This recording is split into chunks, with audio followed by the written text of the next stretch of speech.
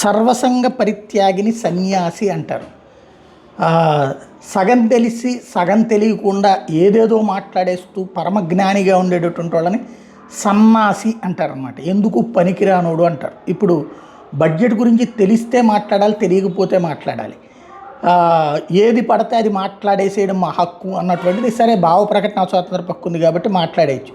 ఇప్పుడేంటి 2 కోట్ల ఉద్యోగాలు ఏడాదికి కల్పిస్తామన్నారు కదా, ఏడ కల్పించారు? బడ్జెట్లో ఎక్కడ పెట్టారంటే ఆ సన్నాసులకు అర్థం కాదు ఏంటంటే 2 కోట్ల ఉద్యోగాలు కల్పించడం అంటే 2 కోట్ల ప్రభుత్వ ఉద్యోగాలు ఇస్తారని కాదు.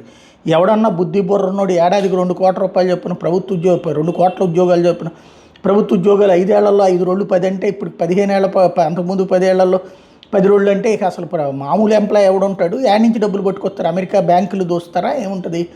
ఉద్యోగాల కల్పన ఎలాగ సాధ్యమవుతుంది? ఇప్పుడు కొత్తగా పెట్టిన బడ్జెట్లో ఎంఎస్ఎంఈలకి భారీ ఎత్తున ప్రోత్సాహకాలు ఇచ్చారు.